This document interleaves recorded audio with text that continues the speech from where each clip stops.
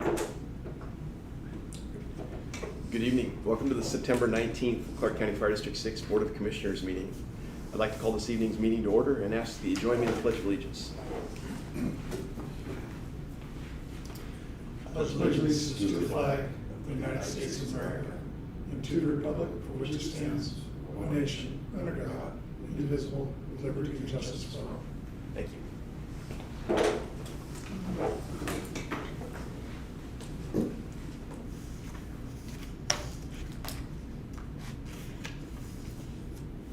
At this time, I'd ask for any additions to this evening's agenda. Just the fuel tank that isn't on. Okay. Is that under, that's a new business? Okay. We'll need to read, approve, post as necessary the minutes of our September 5th board meeting. So moved. Second. Moved and seconded. All those in favor? Aye. Aye. Aye. Thank you. Correspondence this evening, I didn't see anything added to the packet. Citizen communication. Citizens viewing this evening's meeting on YouTube can communicate directly with the board using the chat feature that will be monitored throughout this evening's meeting.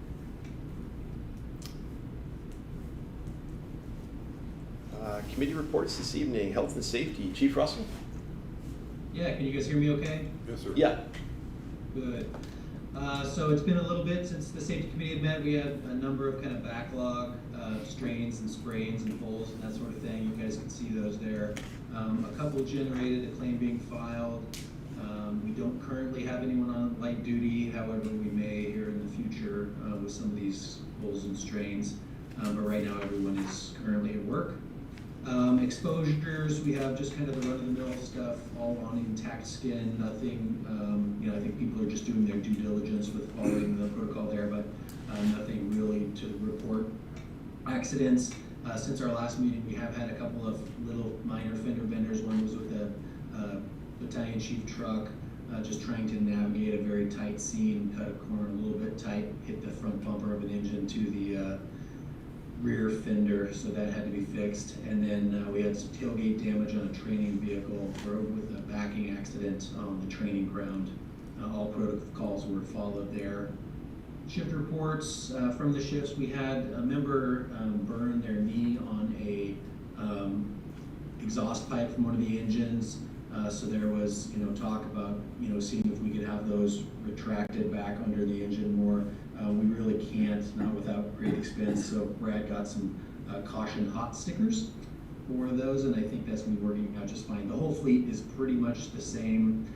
This was on one of the new rigs, and it might protrude slightly more than the others, but we didn't feel like it was necessary for a full remedy there, so we just went with the hot stickers. And no other reports of issues from that. Also, it was brought up that the WAC calls for anything that we can hit our head on, basically at head height, and our ladders that are fender mounted on the side of the engines did need some padding, so we ordered that and have those in service now. There was another question from crews just regarding Air Rehab 61 and its deployment. I think the last couple of times that rig did get deployed to fires, the BC opted to utilize their crew with some overall operations, and so we've since talked about that, and the request has been like, hey, rehab needs to do rehab and focus on rehab things. We definitely repurposed that during the heat wave that we had last month. We really didn't have to have it out very much, just there wasn't much call volume during that heat wave, but we have just kind of spoke with the battalion chiefs about the best utilization of those crews and callback members when we put Air 61 on the road as rehab. Post-fire decon, so this has come up because we started seeing some folks have been putting Dawn dish soap in our showers and using it as a shower soap post-fire because they thought it really worked well.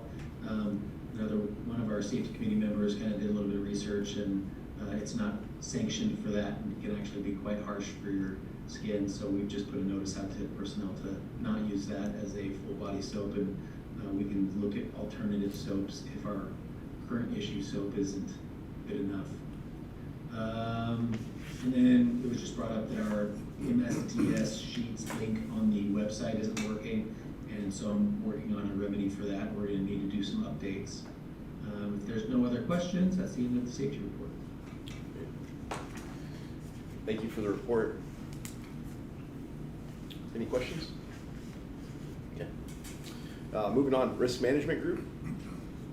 Yeah, I've got a meeting with the state auditor on the 26th, and so we'll be going through that. But other than that, there's nothing to report. Great, thank you. Fairgrounds Fire Facility Board. We did meet, it was a fairly lengthy meeting, actually. The original agreement with the county has to be reworked in a lot of different areas. There's some conflicts as far as interpretation. So they're working on that. We're wanting to do some work out there, splitting a space into a couple offices and putting a door and a couple other things in. We have to get permission from the county to do that, and we obviously have to have permits. We're hoping to get that resolved by the end of the year, but you know how the permitting process goes, even in a technically a county-owned facility. CCSO really needs more space. They, quite frankly, aren't real happy with us. They're supposed to get a half a truck, then they have a full truck bay. We got 2 engines and a brusher we need to put out there. So they're working with that on trying to make that better. We're working on a budget for next year. You know, there's going to be a few additional expenses. The lockers are up, the turnout racks are up. A lot of those things are done. There's a few things in the kitchen that need to be done. So we're hoping to have a good budget. We're going to meet again in October, which we don't normally do, to talk about the budget out there. Just so everybody knows, there is an hour gap at shift change.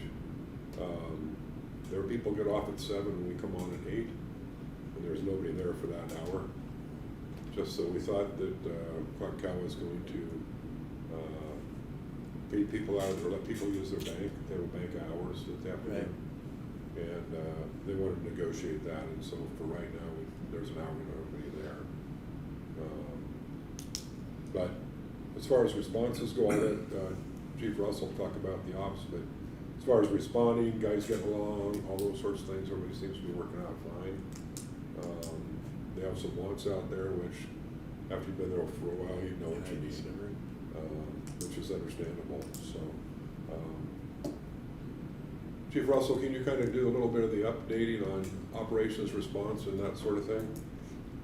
Yeah, Please. so we got in there September 1st, actually, excuse me, September 3rd was our first shift as B shift out there. We do have an hour gap in the morning where CCFR does shift exchange at 7, we do it at 8. I think they just kind of ran into a bargaining issue and weren't quite able to meet us where we had hoped. But that said, you know, I think we went from that station being staffed, you know, by volunteers and on a volunteer basis, and then to you know, 1/3 of the time, then 2/3 of the time, and now nearly 100% of the time with the gap of this 1 hour in the morning. And that's, I'm confident that's something we'll work through.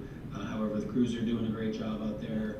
We've had a couple little hiccups with our reporting software and how that's pushed through CAD, because there's only one engine 151 lined up in the CAD system, so we're working on a remedy for that. What we may do is just, you know, either name our engine a different number, so maybe 152, or we may go to, you know, engine 65, something like that. I'm waiting for Cressa, their technical side, to give me some answers back on how I can best kind of navigate the ESO reporting software and what it plugs into our CAD software. But so that's one little hiccup we're working on. Right now, the data looks like with you know, this being a new resource in that southern area for CCFR and the northern for us, it's averaging for the last month or so, it looks like it's going to be about 4 calls a day, which is not bad. The crews have been doing a great job, I think, communicating with each other, especially when there's that hour gap, because we are sharing some equipment like a Lucas device and a gas monitor, a thermal imager, and that sort of stuff. We're swapping between units. So they're doing a really good job on pass-ons and communication with that. Captain Altman is our lead officer out there, and he's doing a great job helping get the station kind of set up for 3 crews to be out there. And so has Acting Officer Bacon has been out there a couple of times also, and they're just working their tail off, getting the place really set up for 24 or 365 response, and they're doing a really good job. So wanted to make sure I mention those guys. But otherwise, I think, there's been a couple of the reporting issues. Otherwise, our iSpy system seems to be working good. The CAD and the dispatching and the whole, response plan out of that station has been working as designed. So, we're happy that, the tests proved out to be accurate and everything's working well. That's kind of all that I can think of operationally, unless you guys have any questions. Great, thank you I for have the one report. question. I know when we had the joint board meeting, I thought it was reported that they had the hour worked out, but they were just gonna have something with debit days and something like that, so I take it that was not accurate, that wasn't worked out? That did not. Yeah, I think, and that was kind of a surprise for me as well. Chief Nor actually called me personally and apologized because he had communicated one thing and then something ended up, happening. And I think they were just so busy and talking about so many different topics. He thought that would get worked out and then they never really came back to it. So he did, reach out to myself and Chief Maurer and apologize for that. But that's correct. That was the information we received and it's not what's happening. Okay, thank you. That's all I have, sir. Okay, great. Thank you for the report, and thank you to the crews out there setting the station up. Moving on to the consent agenda. Move for approval. Second? Moved and seconded. All those in favor? All right. Aye. Aye. Thank you. Chief's report. Chief Russell, if you just want to run through those items. I got it. Oh, Chief Schmidt, all right. We're gonna- Switching gears here. we're tag teaming a little bit. Thank you. Switching gears. All right, Chief. So the overtime summary report, August was our fire academy, so we had a little bit extra on the training that month, and also our cadets started at the end of the month, so we had a couple of numbers on there. Going to the next one, the budget performance report. So for 6212, the general fund fire suppression, the anticipated expenditure should be 66.6%. We've expended 57%. And for 6242, our EMS, the anticipated expenditure should be 66.6, and we've expended 56.7, so we're running underneath.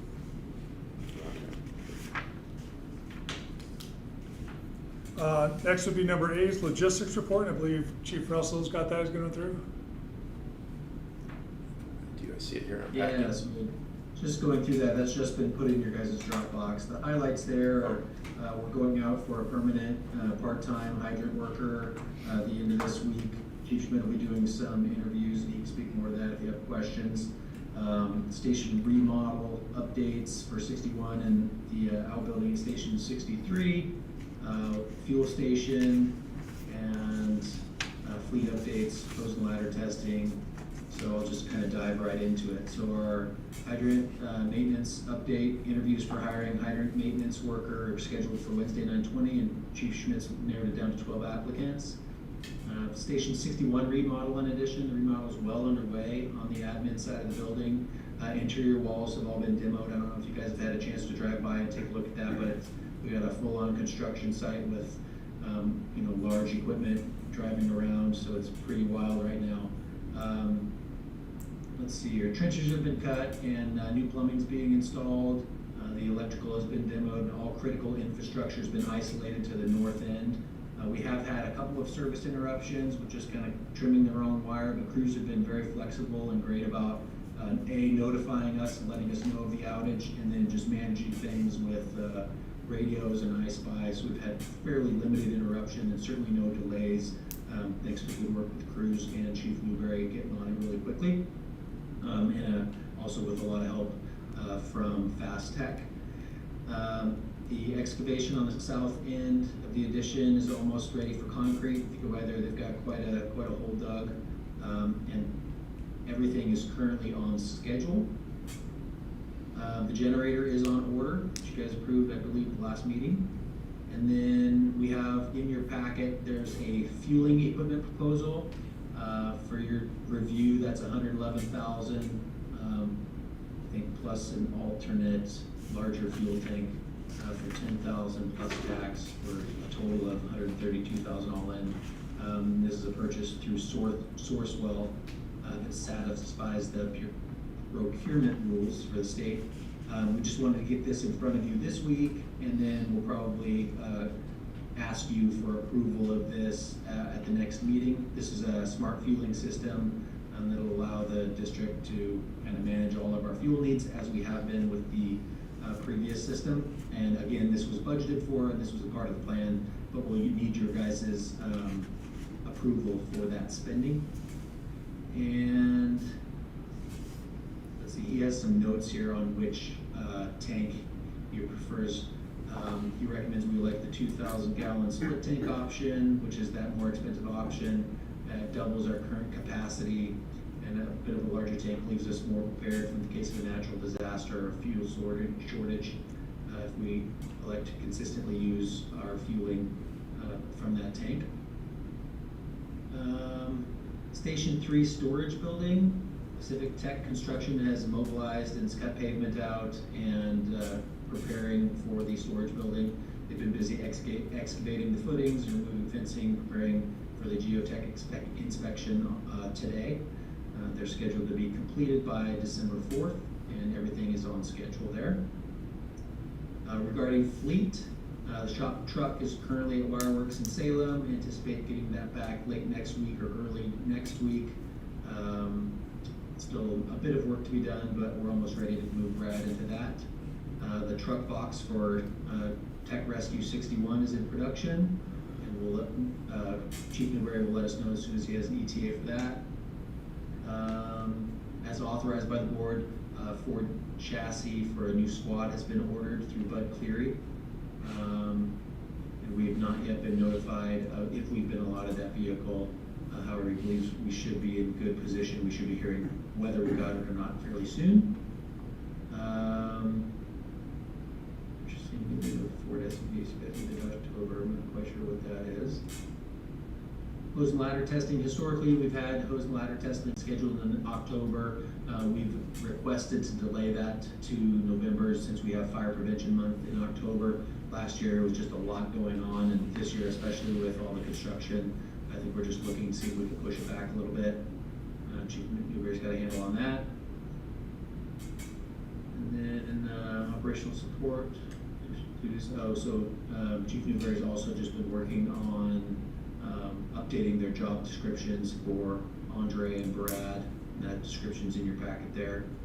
And then he just wants to continue the discussion on the shop, and if we intend to, just continue to use the current shop we have, or if we want to look at, how we accommodate servicing a truck in the future. Should we consider teaming up with another agency for service needs? CCFR is looking to hire a mechanic. I know they would love to team up, and that's something to be considered. Sorry about that. And then how to accommodate the need for cleaning chassis of our fleet. We can't do that in our current shop. Ensuring the safety of our employees and protection of the environment are all concerns there that he kind of notes, just bringing on that shop discussion. And if there are any questions, that is the end of the logistics report. I have a couple, Dave. I don't know if you can answer them or not. We ordered the cab chassis. Are we gonna move the existing box and pump off one of our existing units, or is it gonna be a new box and pump and everything? No, brush 6.2 is our, that's the one that will be surplus, and that box is just, I think, at the end of its serviceable life. So we do plan to have a new box built for the next squad. And we can use the same pump? Sorry? We can use the old pump out of that one, or are we gonna have a pump on it? We'll probably, a whole new boat. Okay. As far as servicing the ladder truck, when we were thinking about doing an addition to the shop at Station 1, Brad had come on at that point, and he said it wasn't urgent because he could do it here in this truck bay, as far as servicing and stuff like that. I don't know if that's changed or what's happened, but he kind of assured us that he could do most of what he needed to do inside if he had one of the truck bays here. So I was just kind of clarifying that, I guess. Yeah, I think with a TDA in the future, and if we have a reserve truck or however we decide to manage that, I don't think any of our facilities are designed or equipped to be able to put those on a lift, and so I think that's what Chief Newberry is, is asking. It can be done outside, and I think, that's the current plan unless we, look at some other measures. Okay. Thank you, didn't mean to put you on the spot. No problem. Chief, can you speak to the what the process looks like for the development of this capital facilities plan that Chief Newberry speaks about here in the report? Is there a timeline for that, or what that process will look like? I think so. If I understand the question correctly, the capital facilities plan is something that we need in order, the chief has been working on the The impact fees? impact fees, thank you. And a part of that is having a capital facilities plan, and so she and Chief Newberry have been working on that. I can't speak a whole lot to it, haven't been involved in those meetings, but I think it's, kind of outlining how we're going to manage our facilities, from now and until the future. All right, thank you. That's our facilities reports. I'm already concerned we're too small. We don't have enough lockers, we don't have enough dorms. I keep telling Chief Newberry he needs to find me 2 more dorms in that Station 61 remodel. It's already too small, we're not even hardly breaking ground. All right, moving on to old business. I didn't see any items listed for old business. New business, surplus. So in your packet, number 9 is the surplus items worksheet. A number of items on here are due to the replacement taking place with the remodel, and the other items that are just obsolete and have been chosen to be removed during our changeover to administration sides. I move we declare those items surplus and have the chief dispose of them properly. Second. Moved and seconded. All those in favor? Aye. The next item in your packet is the public events adjustments. And this is a little long, but it involves the fact that we're doing a remodel right now at 61, and a lot of the impacts of all these different events that we have come into play because 61's is not available. So let me just go down these individually. So the poster contest first. So the location of the judging of the poster contest is still to be determined.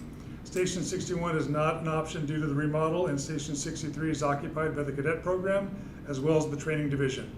We're still working on scheduling and securing a location for that judging part.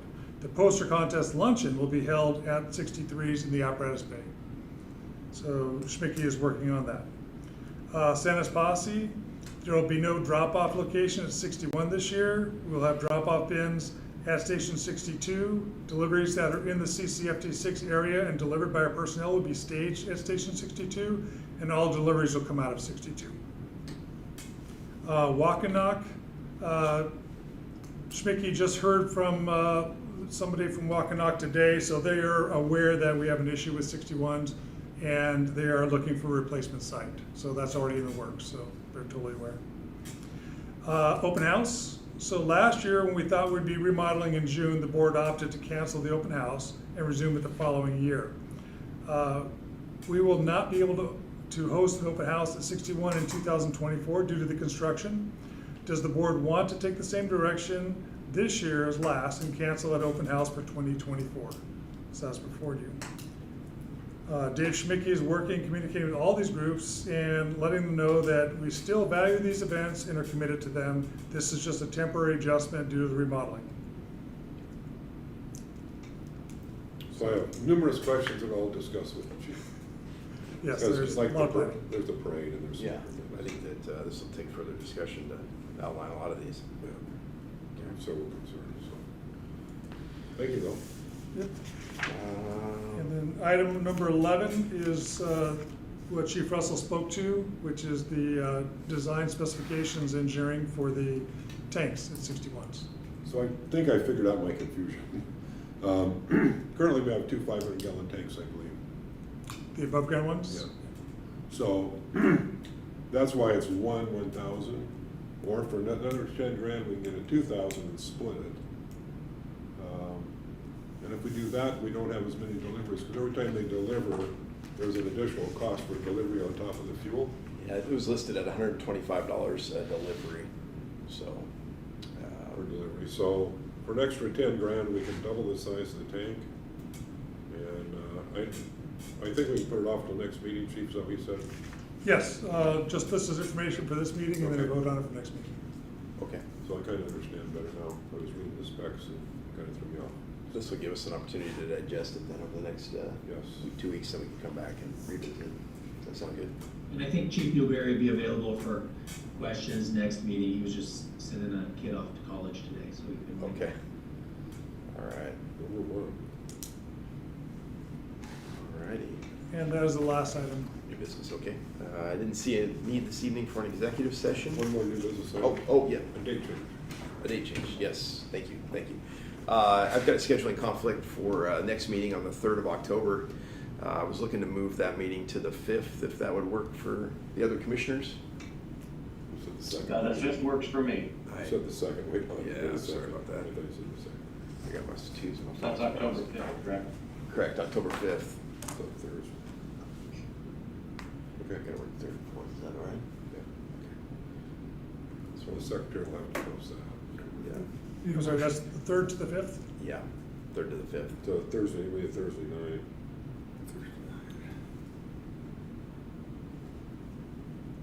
So, I'll make a motion now.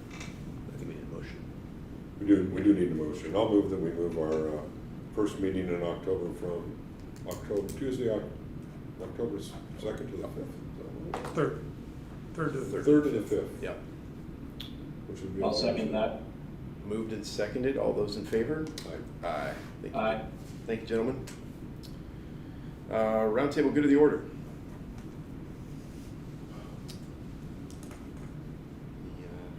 Are you both going to conference? Yeah, I'll be attending the conference. Commissioner Haynes, you'll be attending as well? Yeah, I think, I barely hear you guys, but I think you asked if I'm attending the upcoming conference? Yeah. Yes. Yes, I will be there. Perfect. And then the, what is that schedule? I can't remember. There's Southwest Washington Fire Commissioners on the, is it the 11th? No. I believe it is around the 11th. Cheers. The 11th. Yeah. The 11th. And it's in Chehalis, so it's a drive. But I'm going, I know Secretary Taylor's going. Okay.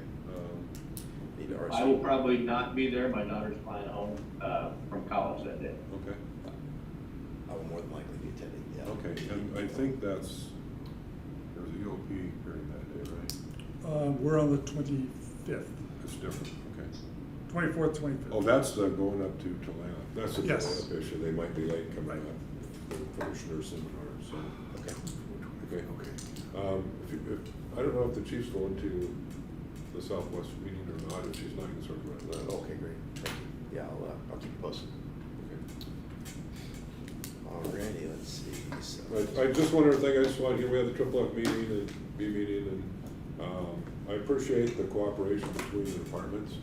The chiefs, the ops chiefs, the folks out there working on facilities have really worked well together and done a really good job. There's a lot of moving parts. Yeah. And I bet you they took care of 95% of them, and we knew there'd be some that weren't taken care of, but I just want to publicly appreciate them for all the work they did out there. It's going to be a good thing for the public. Yeah, definitely, and I was. I do have one good of the order also. Last week I attended just a day in the banquet for the Washington State Fire Mechanics Conference over in Wenatchee. I took Chief Arman from the city of Vancouver, and he did the keynote speech for their banquet. He did a great job, and I appreciate the work that he did because I asked him to do it. and then Brad Osborne also just being a board member for the fire mechanics is a big part of putting that banquet, or not the banquet, but the whole conference on. And he did just a really great job. Looked like they had a great conference, and he's really starting to garner quite the reputation in the state. And everybody's just really appreciating all the work he's doing. So he's really putting us on the map in that arena. Very nice. Great job. Thank you. And I'll add one thing also. I just got back last week from the Suquamish seminar put on by the King County Fire Chiefs Association, and Chief Maurer was actually asked to be one of the speakers up there, and so she came up and actually did a roundtable forum in the afternoon with a bunch of the other fire chiefs, one from Toronto and some of the bigger fire chiefs around. Did a great job. Oh, great. Very nice. Very good. Lots happening. Lots of good stuff. Yeah, for sure, for sure. It's nice to see the station staffed and 4 calls a day average starting out, so it's pretty nice. With that, we'll need to authorize September issuance of payroll warrants. Clark County Treasurer, authorize September payroll direct deposit treasurer's check. Authorize the September deposit of federal and FICA medical withholding treasurer's check. Authorize pre-authorization invoice transmittal. And authorize payment of current bills. So move. Second. Moved and seconded. All those in favor? Aye. Aye. No questions? Meeting is adjourned. Thank you. Thank you, everybody. Nice work. Thanks for Thanks, watching. guys. Sorry I couldn't be there. Appreciate the flexibility. No problem. Thank We you. understand.